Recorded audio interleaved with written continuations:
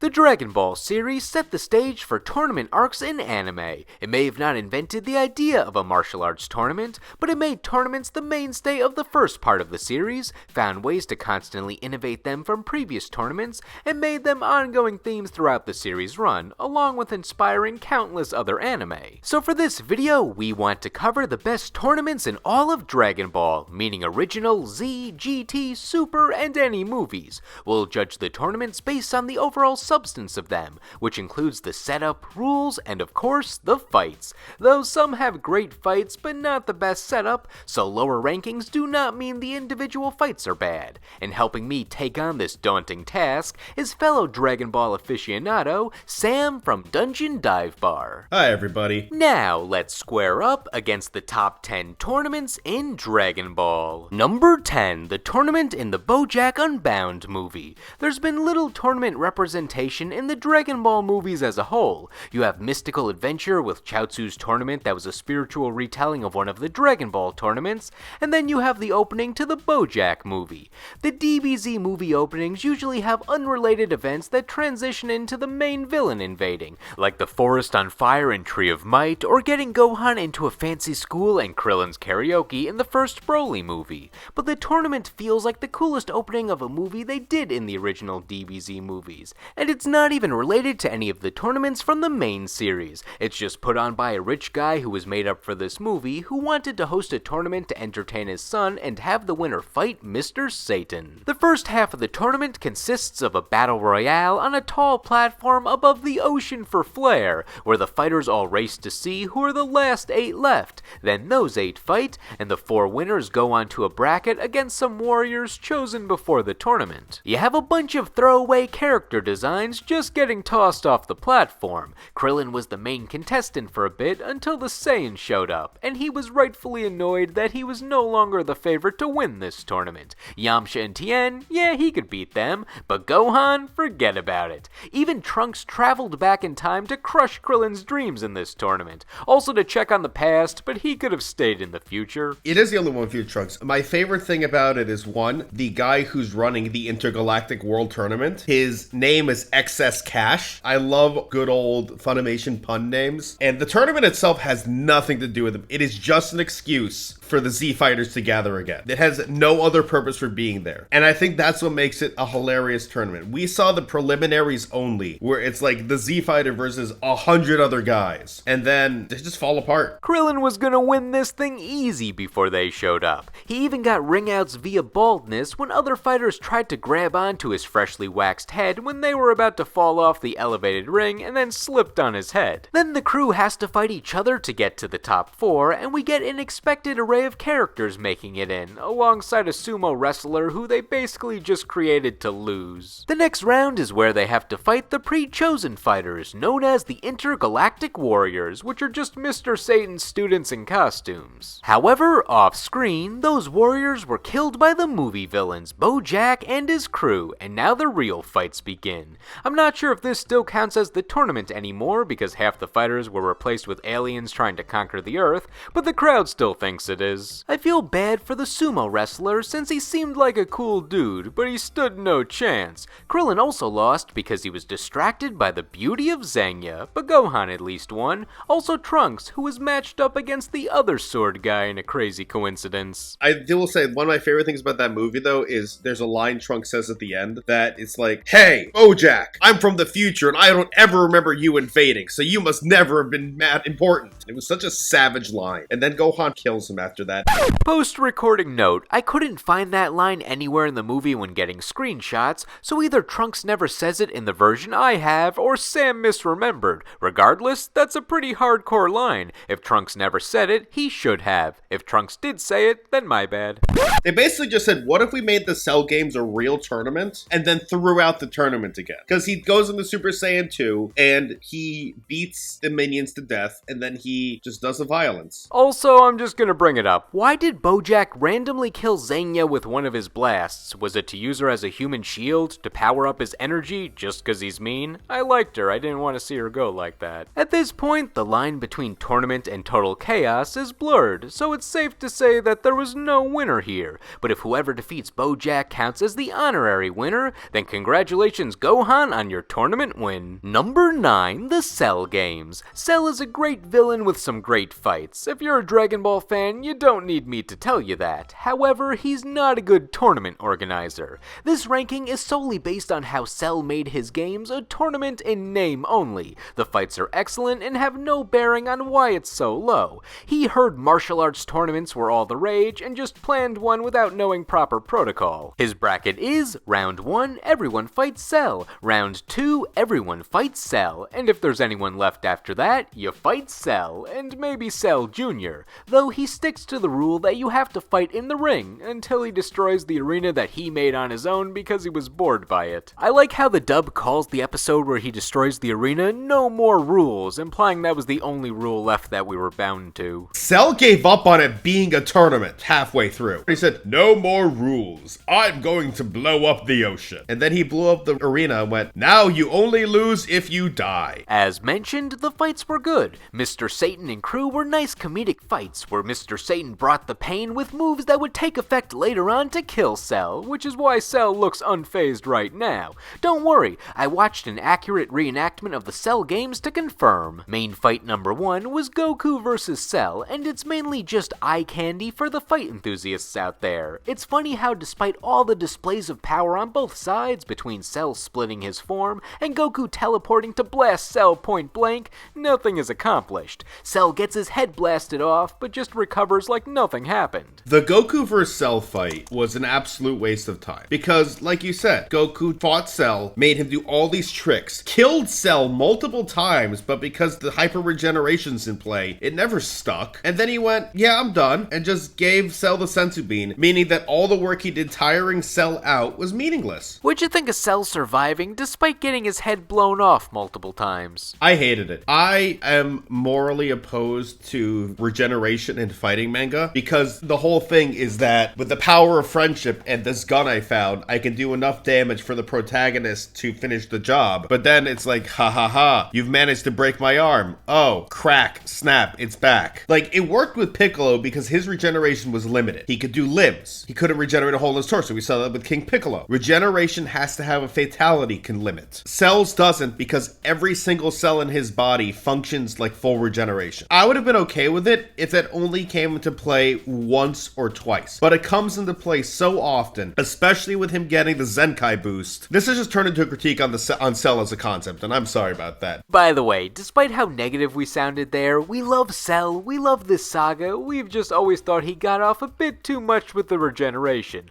Though it does make sense still, since it makes his defeat even sweeter. Goku then passes it over to Gohan, but the arena was destroyed by that point, so I'm unsure if the tournament counts as cancelled by now. Anyway, you know the story here. Gohan has potential, Cell unlocks his potential by putting his friends in harm's way and crushing Android 16's head, he ascends Super Saiyan, punches the perfect right out of Cell, Cell explodes, and then comes back anyway for the drama. And to end it, the Kamehameha beam struggle against Cell's Super Kamehameha. Top 10 villain defeats right there. Despite how unorthodox his tournament was, Cell at least did a good job advertising it. The arena he built was top-notch, excellent craftsmanship, and his announcement where he crashes through the TV studio and just takes over the news by force was an easy way to make headlines. I like how apparently half the shows on cable are all filmed live in this building, all next to each other on the channel lineup, so we could watch him crash through each floor of the building in real time. Anyway, Cell is an expert marketer, but could have used a consultant on how to make a bracket. Number 8, the 28th Tenkaichi Budokai. This was the final tournament of Dragon Ball Z. It was the end of the original series manga, and it was the intended finale before GT continued it in anime form. But looking at this tournament as if it's supposed to be the end of the series as a whole, it's a nice send-off, being a major reference to how the first half of the series was focused on these types of tournaments. But how does it compare to the classics? Well, it's lower than all of them on this list, so you can probably guess, mostly because we only got 2 fights, but I like the symbolism of what we saw. The tournament is really just here to set up the series ending, so they cut out most of the ceremony from the original tournaments, no preliminaries, that's all off screen, and we get right to the bracket. The main highlight fight is granddaughter Pan participating in her first tournament. She had to fight a man much larger than her named Mokeko, or Wild Tiger, and it felt like a throwback to Kid Goku's first fight in the preliminaries of his first tournament, where he beat a giant mustache man by tapping him on the shoulder lightly.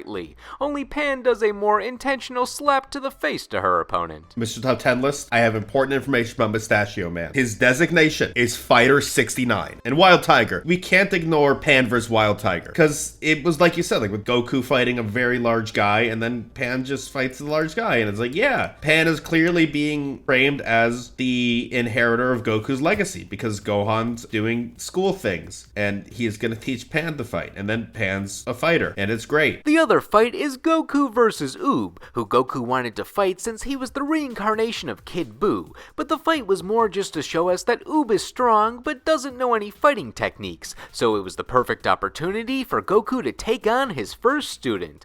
The most memorable part of the fight for me was probably not even the fighting. It was when Goku slapped his ass to taunt Oob to get him to tap into his rage for power. After a small amount of fighting, Goku ends the match early by offering to train Oob, and then they leave, which means we never get to see the tournament finish since the plot no longer cares about it. It's implied that they let Mr. Satan win and keep his championship, but we only get a couple of stills afterwards to say, don't worry, we finished the tournament when you weren't looking. I do like that about the end of Z and GT tournaments, how all the tournaments are fixed so that Satan always stays the people's hero. Even Goku was guilty of that when he asked Buu to use his powers during the blind drawing to make sure that he would face Oob in the first round for his plan. It was really fun because Goku was like, hey, Buu, cheat for me. Because we've had characters cheat in tournaments in the past. Like, Chaozu cheated to give Latien fight, and they changed the bracket so that Goku would only fight Piccolo Jr. in the finals. So, like, seeing Buu cheating in order to ensure fights go was also very in the spirit of original Dragon Ball. And it was just a fun little nod of like, hey, Magic Man, do your magic thing. I never really liked this ending since Goku leaving his family, especially when it seemed like he was training Pan, felt like it was only partially in character.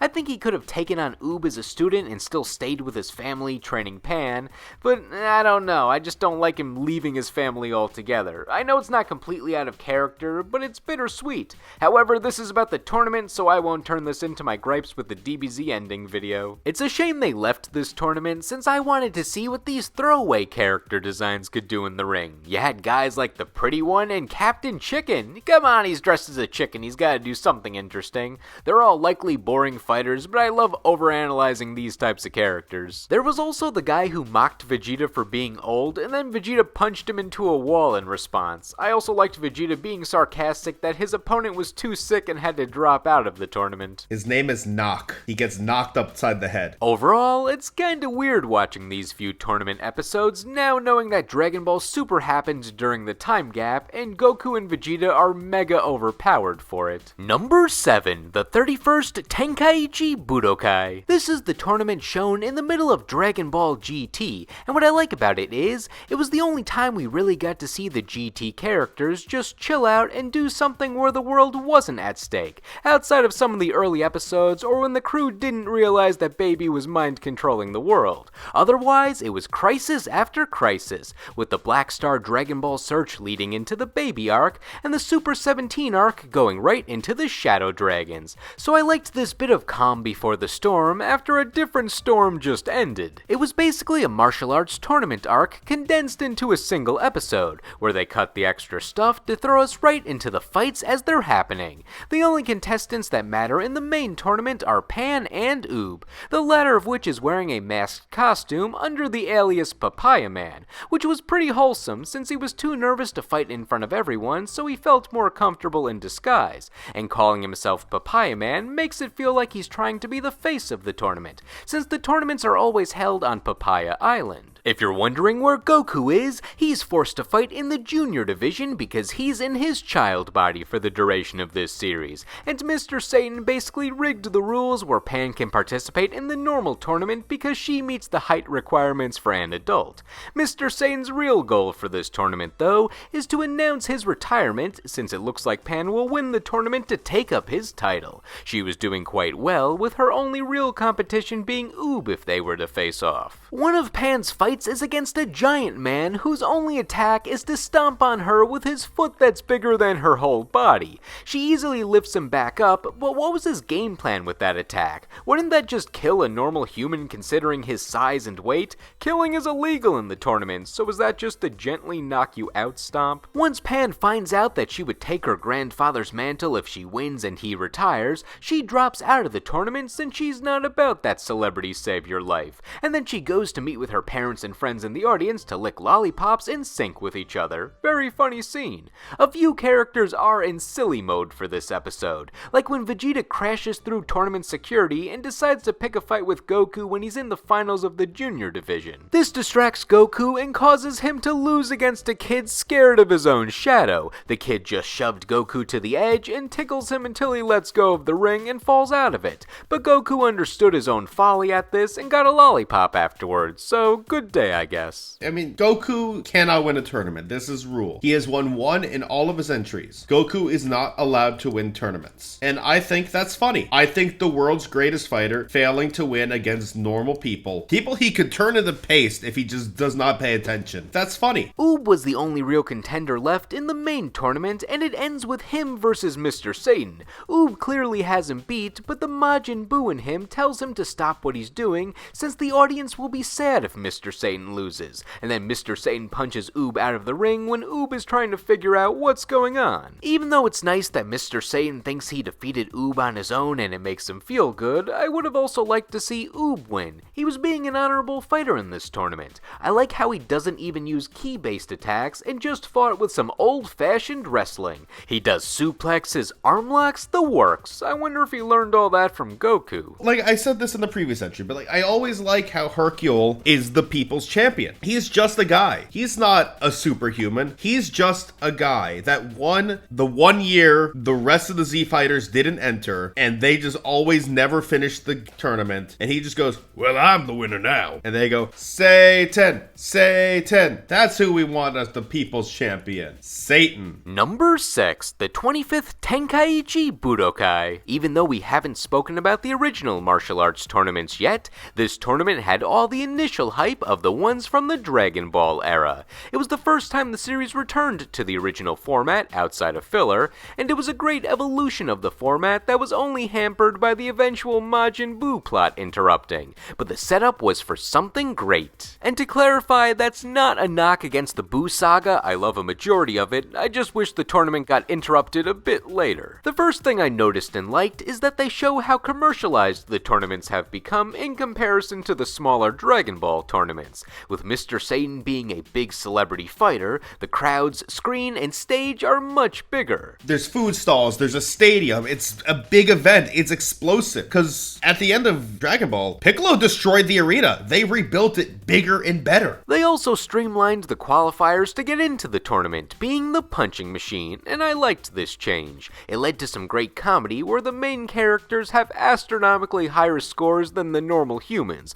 which makes me wonder how the normal guys did who made the cut. Another change was they made a junior division for the kids, and let's be real, the final fight of this part was the best fight of this entire tournament. It really gave you hope that Goten and Kid Trunks would be future star fighters. It was a good back and forth of kids who are learning their powers. It may have not been a grounded fight, but the choreography is excellent. My favorite parts are when Goten was on the offensive. He's winging it, and it works out, like when he uses ki blasts to redirect himself because he almost crashes into the floor, or mispronouncing the Kamehameha. One of my favorite things about this tournament is that there's an often overlooked fight, which is where Trunks and Goten beat up the blonde kid and the brunette kid, the mullet, and their mom is so angry angry about it, she rats them out to Bobbity. Like, Bobbity had no idea what to do until she's just like, hey, Bobbity, Trunks is in West City. Blow that place up. And then it has what I think is the best scene of any tournament finale, where it's the exhibition match between Hercule and Trunks. And Trunks punches Hercule so hard, he goes sailing and passes out. Only to go, that's right, I was faking it for the kids. As for the adult bracket before it got interrupted, it was looking pretty good,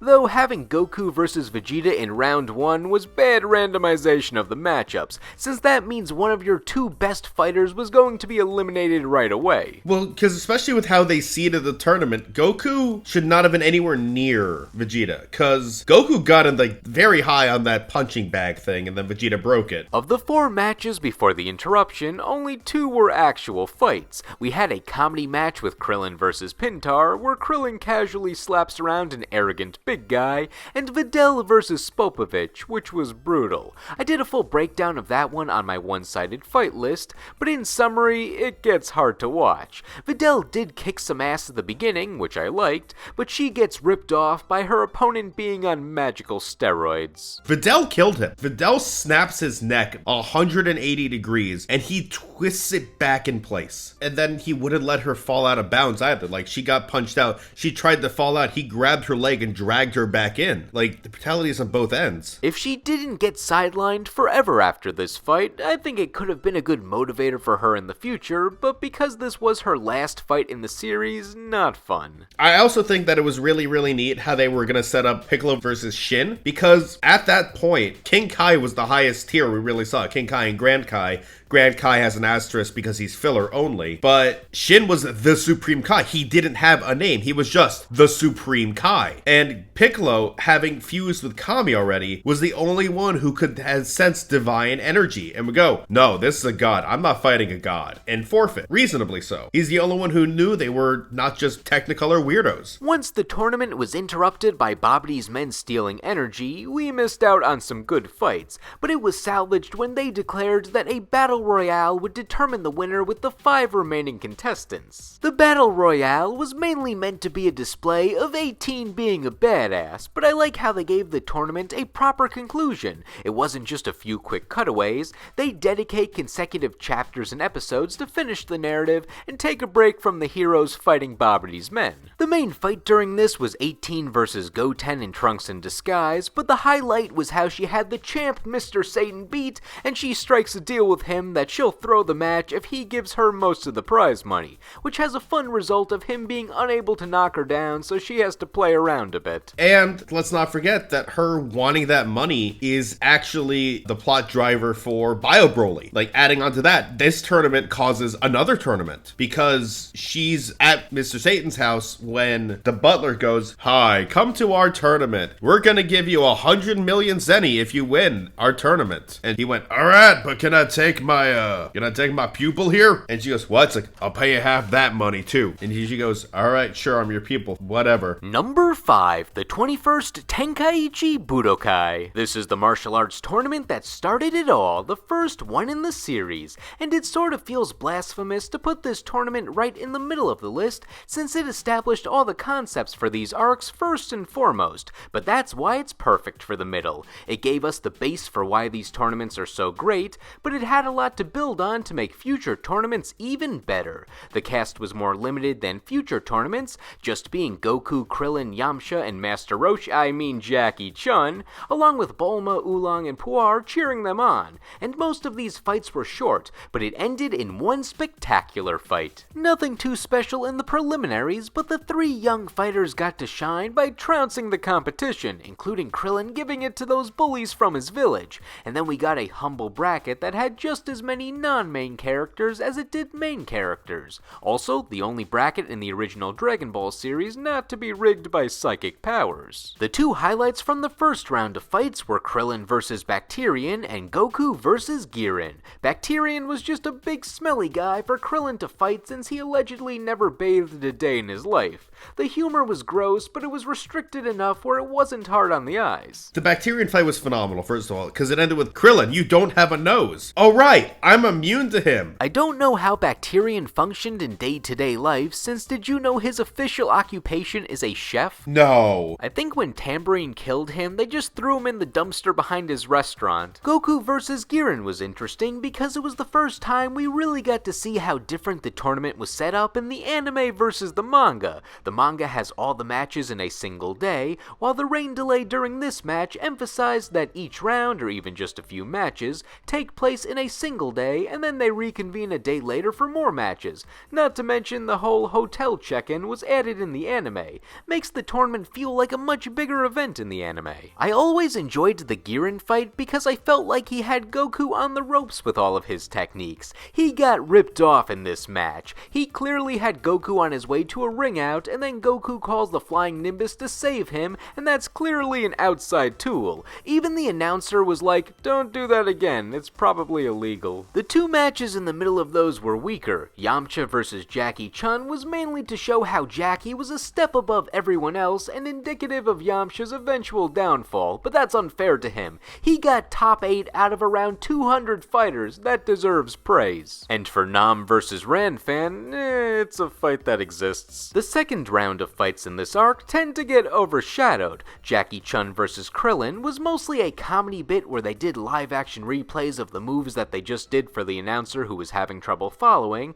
but that never quite hit as much as other Dragon Ball humor for me. But Goku vs. Nam was a solid fight. We knew Goku would come out on top, but it solidified that Nam was one of the strongest humans. Now though, it's time for the main event, Goku versus his master in disguise. This is everything to love about old martial arts films combined with Dragon Ball. It's just moment after moment of awesome attack versus awesome attack. Goku had the impossible strength, but Roshi had the experience. When they weren't pulling out crazy techniques that would eventually become staples of the series, like After Image or the Kamehameha, you just had pure fist-to-fist grounded martial arts. We need to talk about the elephant in the room, which is Roshi was holding out on us the entire series until this fight. Because the things he revealed in this fight, the hypnosis, the thunder shock attack, the max form Kamehameha. Actually, no, he revealed the max Kamehameha as for the Ox King. But like, still, no one else until the Shadow Dragons were like lightning fingers. Even the Red Ribbon Army with all of their unique abilities, none of them displayed the versatility and the portfolio Roshi has. Like, yes, he's outclassed nowadays because he can't fly and stuff, but Roshi had some serious chops when the only energy attack was the Kamehameha. A lot of people like to cite this fight as what the series was like before the Z era of the franchise changed everything with its planet-busting powers,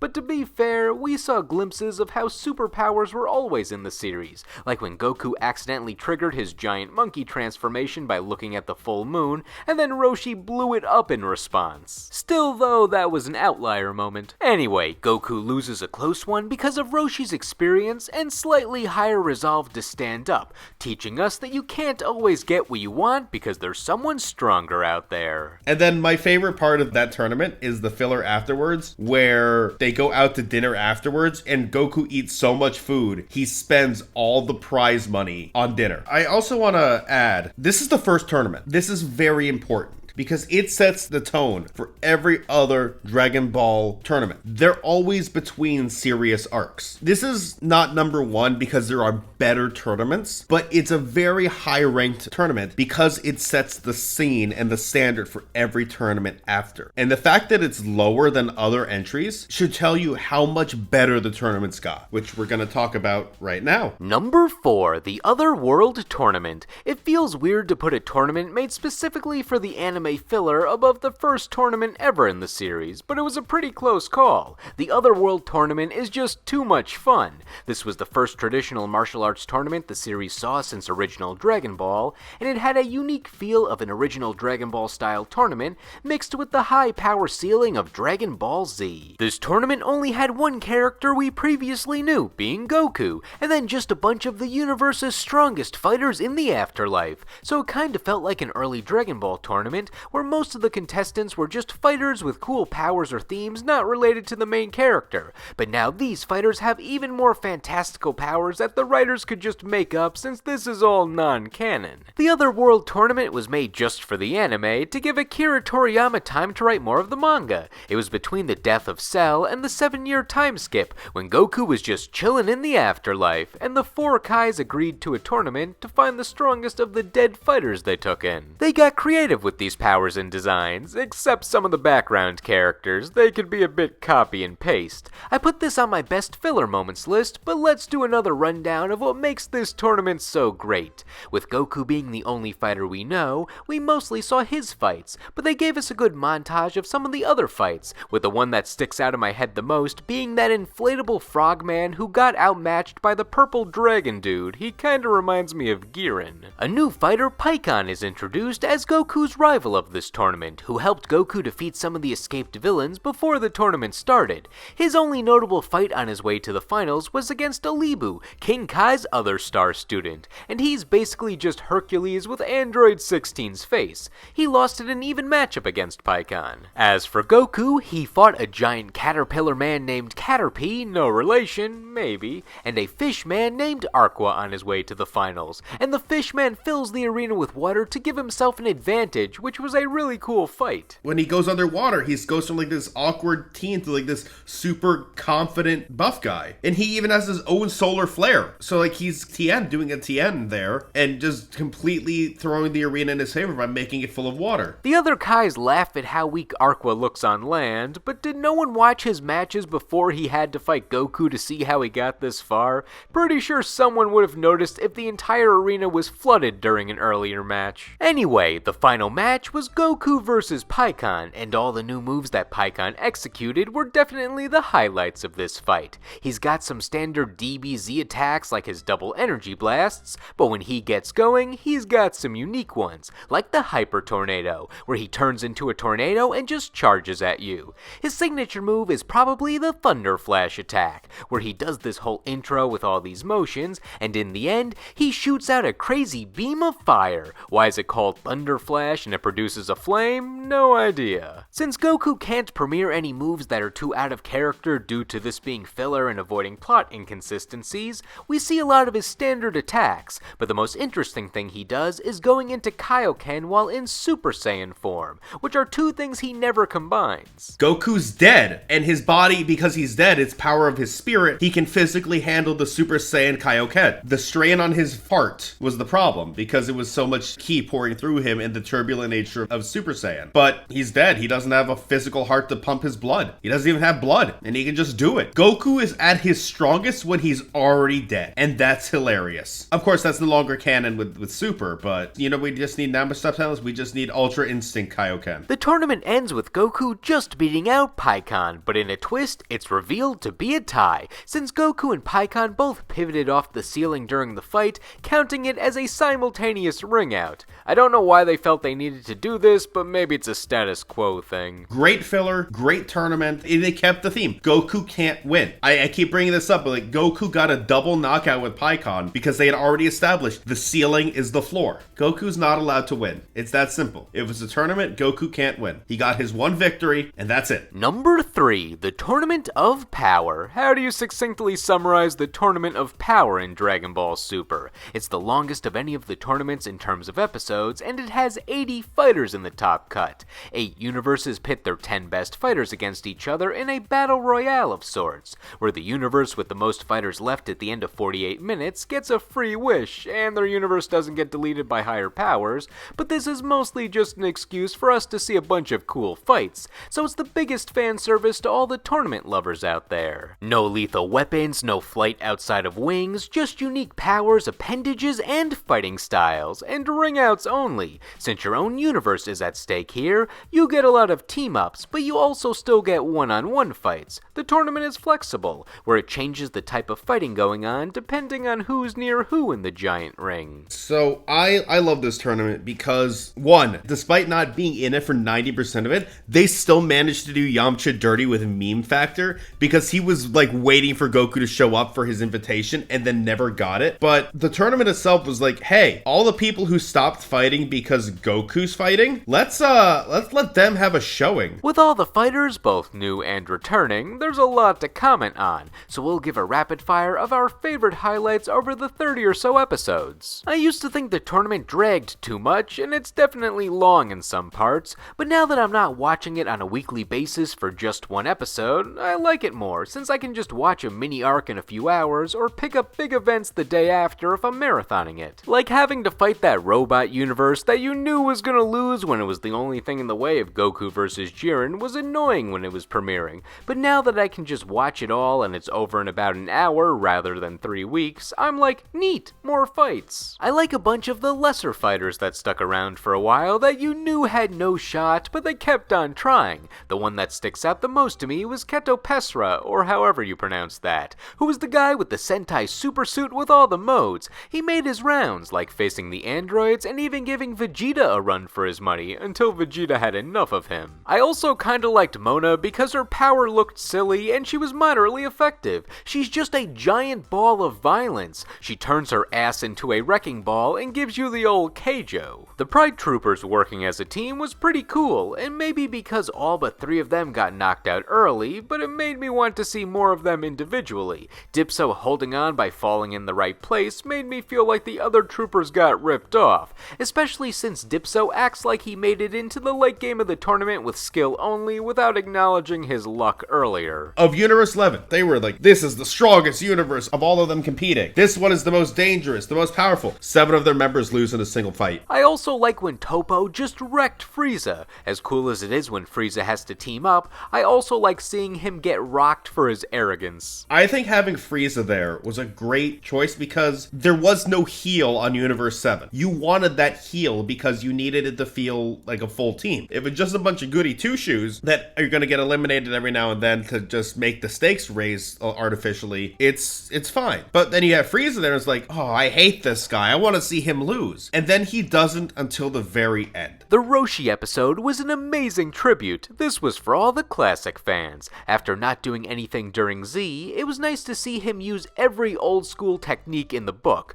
I like how the Mafubo went from being a last resort only technique against the strongest of evil foes to just being a technique for an instant ring out. The Ribrianne stuff was fun for me. I know some people thought she overstayed her welcome, but as soon as they introduced magical girls into the series by having 17 blast them during their transformation sequence because they were wide open, I was sold on how Dragon Ball covers the genre. Caulifla was a great rival for Goku. I like that she matches his enthusiasm in terms of happiness and excitement, making her a different kind of rival than Vegeta. And Goku vs. Kefla, that's probably my favorite fight of the tournament. The sequence where Goku surfs on their spiral beam with a ball of ki is stunning to watch. The Kamehameha ride was an absolute highlight of the Tournament of Power. We've never seen that done in anything else. We've never had to because they could fly. Goku can't dodge, and then he just does a 180, grinds the rail like a Tony Hawk Pro Skater move, and blasts her off. Is by far the most extra ending I've seen in any fight in all of Super. It's also worth noting, Ultra Instinct is in this tournament. Most of my favorite moments are when Goku was fighting from behind or conserving energy,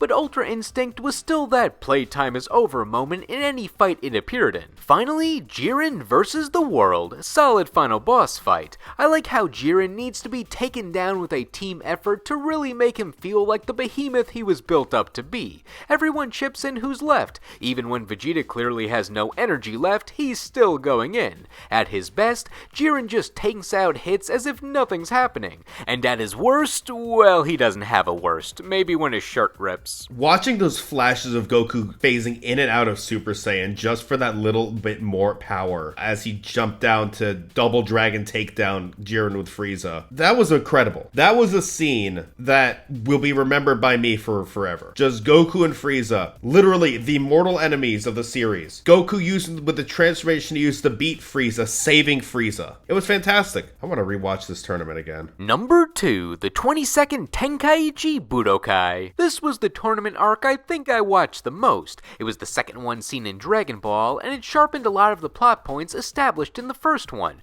There was an actual villain of the tournament, new lore, a bigger crowd of characters that were relevant, even something as small as adding launch to the group of spectators made the crew feel more tight tight-knit. And if you watch my videos for a while, you know the drill. Launch is one of my favorite characters, I loved when she played an active role, yada yada. Follow me on social media for a monthly Launch post. We also had a rivalry plotline where the Crane School, led by Master Roshi's former ally and now rival, was competing with their more brutal and underhanded tactics against the protagonist Turtle School, and with more rivals, there were less one-off characters this time. The preliminaries were mainly to build up that the Starr Crane student, Ten Shinhan, was the guy to beat, being strong, arrogant, and unforgiving. They even added a filler scene in the anime where he brutalized Nam, who was just back to fight for enjoyment, to add to his threat level.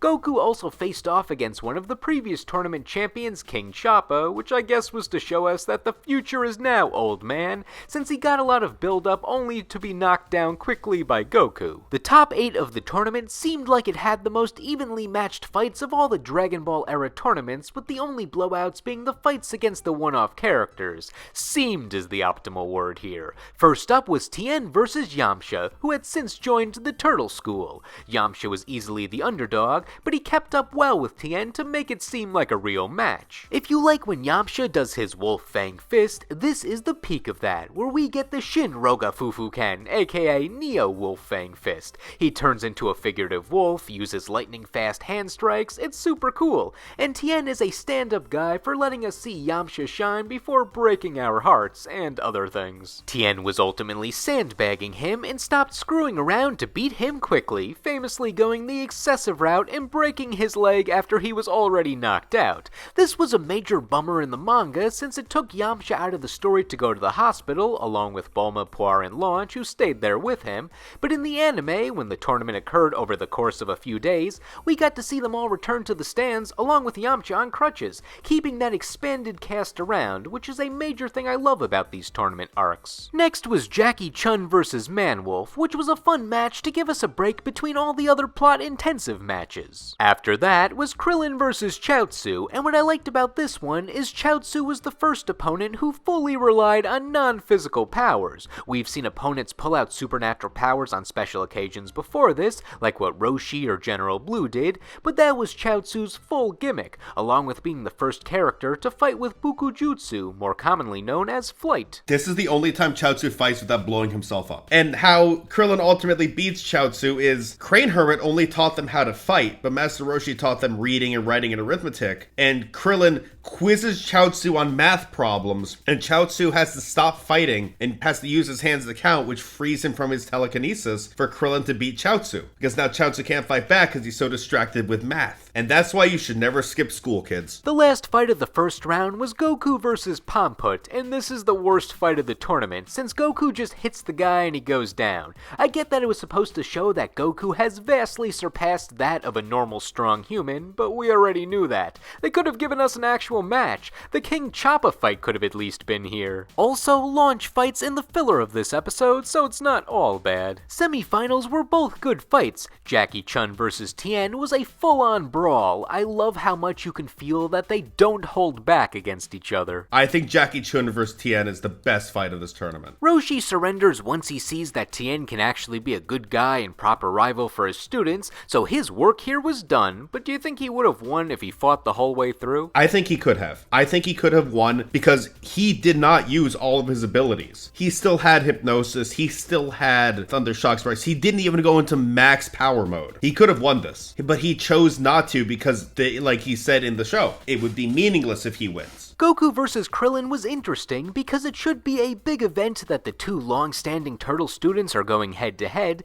but the fight is mostly interspersed between Roshi talking to Tien about being led astray, so the fight's almost treated like the B-plot. Rival fights weren't that big a deal yet. Goku only had Krillin at the time as a rival, and we routinely saw Goku fight Krillin. It just was in training matches, not a serious tournament. The second half of the fight goes undistracted, though, where the highlights highlights are Goku getting a massive edge over Krillin. First he no-sells Krillin's Kamehameha, and then he reveals that his former weak spot is no longer a weak spot after Krillin thinks he has him. There's also a part where Krillin fills himself with air to blow up like a balloon and slow his descent, and that part used to confuse me more than some of the supernatural powers in this show. Anyway, final fight, Goku vs Tien. Great fight. It's hard to succinctly summarize it, so I'll just say, Tien's never-ending line of techniques were so cool. The extra arms, the volleyball fist, the rapid punches, the solar flare, and ending it all with the Kikoho Tri-Beam as a last resort. We get Tien using the solar flare, Goku countering it with the obvious of, I'm wearing sunglasses. And it's just chef's kiss. It's a chef's kiss fight. The fight is evenly matched. Everything about it is just delightful. I like how no matter the challenge, Goku kept up by trying to imitate Tien's attacks. And the character to get ripped off in this tournament was Goku.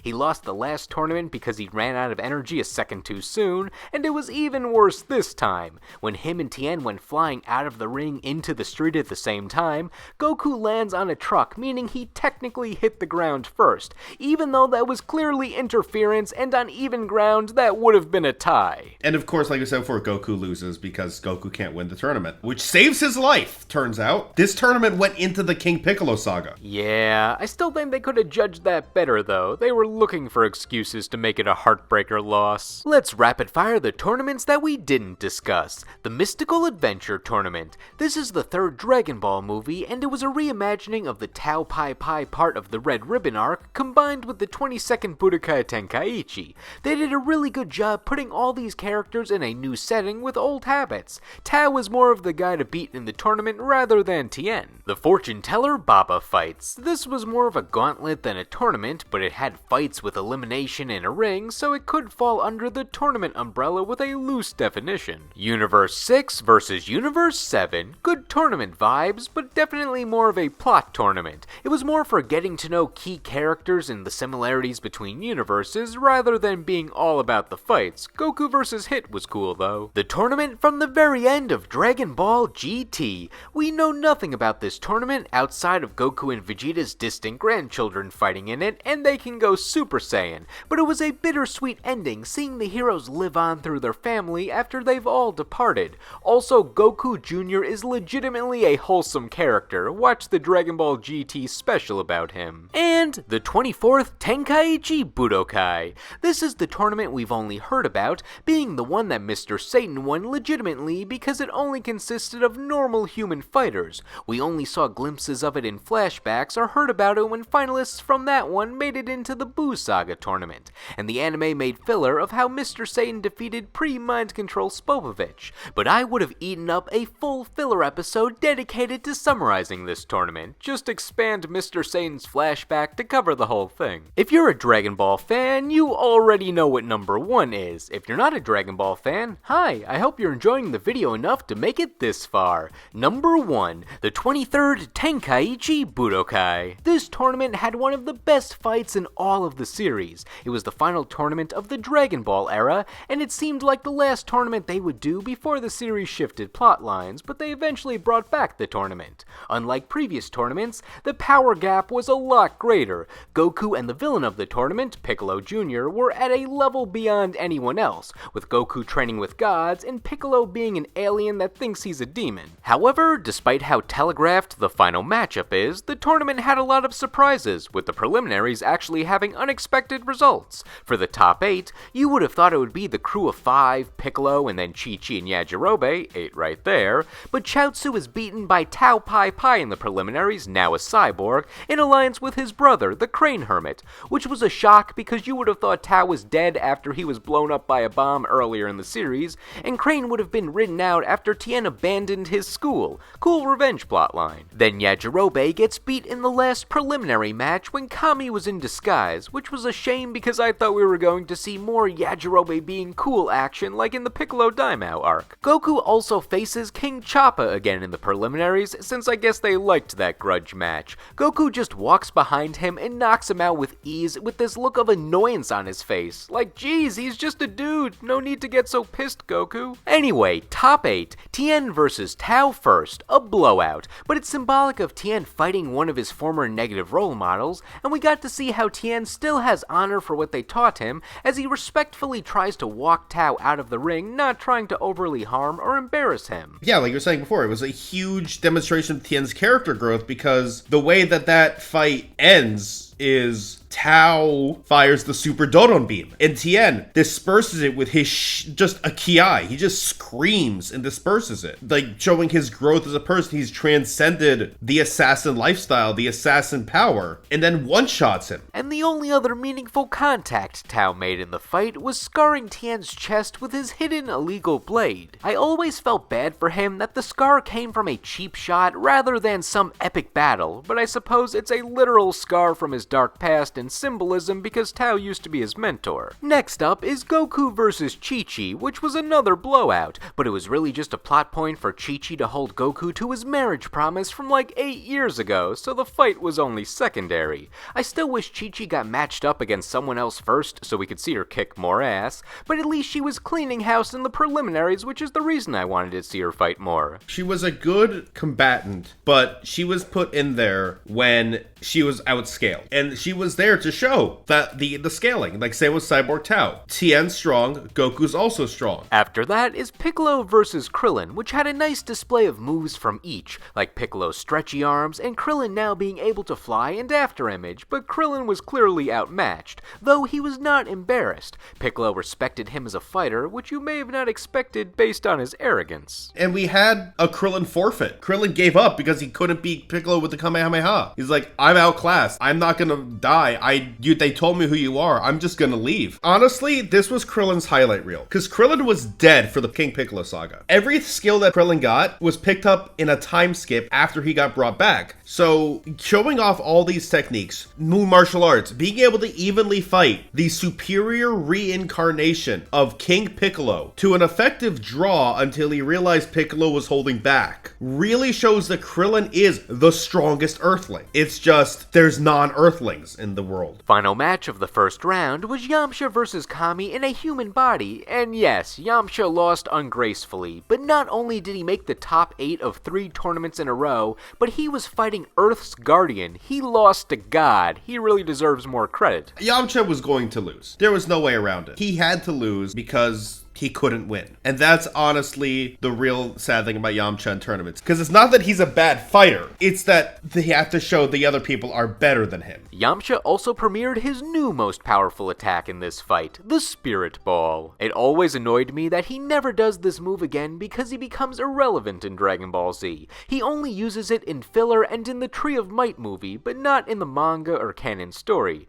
They even show him doing the Spirit Ball in the Chala Head Chala opening when everyone flashes on the screen doing an attack, despite him only using it once in DBZ filler. But enough about Yamcha needing to do more. It's time for the Goku vs. Tien rematch. Goku was definitely ahead of Tien, but I like how they were on even footing until Goku removed his weighted clothing. Tien was wrecking house for a bit with his new multiform technique. Goku shows how fast he is, not only by revealing that he has weighted clothing on, but he removes Tien's belt without him noticing, and I'm like, dude, not cool. I get that they're friends, but come on Goku, it's a major crowd. Then we have Piccolo versus Kami, which is a good fight for the lore. Kami tries using the Mafuba to contain Piccolo, but Piccolo uses the Mafuba reflection to contain him instead. Did he really need to name his specific Mafuba counter? Also, he eats the bottle with Kami in it afterwards to show how screwed everyone is now. You know what I think is the nicest part about that fight? In the anime, there's a scene with his family who came to watch him fight, and they're so proud of him fighting so well that they respect him as a parent and husband again. And his life is improved. Like, they didn't need to include that. Anyway, the main event, Goku versus Piccolo Jr. This is an all-out slugfest like we've never seen before. Goku wants that tournament victory, and this is his strongest opponent yet. It also helps that he'll save the world by beating Piccolo, but it's Goku. He just wants a good fight, and it just so happens that there's heavier implications to it. He never never once brings up, like, I need to stop Piccolo for the world. It's, I need to beat him so he recognizes who's on top. Toriyama said Goku's not a good person. Goku's not a hero. The anime made him heroic. He was just a guy who wanted to fight, and the people he fought just happened to want to destroy the world. He is pure-hearted because he's stupid, not because he's good. Goku uses techniques we've seen, but in ways that we've never seen before, and Piccolo uses many moves, some of which he famously never uses again, outside of non-canon stuff. Goku does the Super Kamehameha, and then the Reverse Kamehameha to propel himself, and then the Foot Kamehameha, which I don't know how that works, but it's a fictional energy blast, so they don't need to explain it. Piccolo does more stretchy arms, some demon waves, and most famously, his size expansion, which Launch complains is cheating, and I'm like, yeah, you get him, Launch. That being said, it's not cheating. When the stadium cleared out after the audience realized that this was the same demon who tried to take over the world years ago,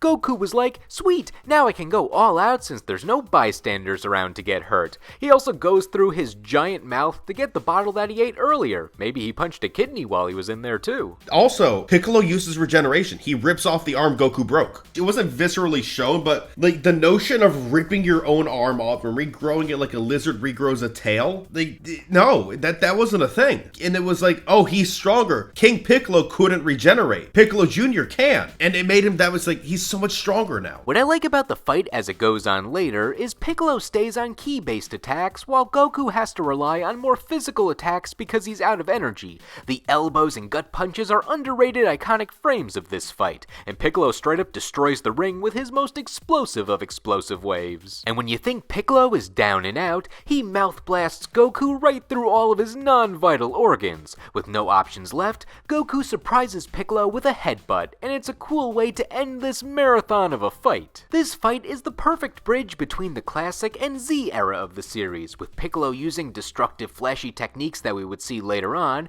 and Goku still needing to use good old fisticuffs. This was the best possible ending to the series. At the end of the day, Goku beat both Piccolos the same way. It's poetic, and that's why it's the number one. It's the best. There are flashier fights, but there's not anything with as much significance and as much drama and tension and focus on the characters who are fighting, not the fight itself. And every single fight in that tournament is that. Even though the arrival of the Saiyans is a good starting point for Z, I wish people who only watched Z and beyond could see this fight in its full glory. Like, just give us a recap episode of the context before it and open up the series with Goku versus Piccolo. It'll even give the audience more perspective why Goku and Piccolo teaming up to fight against Raditz was a big deal. I don't know, I just want to see this fight appreciated for how much work was put into making it so great. So for capping off the original series with a bang and being the culmination of the previous tournament arcs, the 23rd Budokai Tenkaichi wins this list with a ring out. Now, what did you think? Did all these tournaments get proper fanfare, or did we not hype up the main event enough? Or were there some that were lamer than advertised? What were your personal favorite tournament fights? Let us know in the comments. Anyway, thank you all for watching, and we will see you in the next video.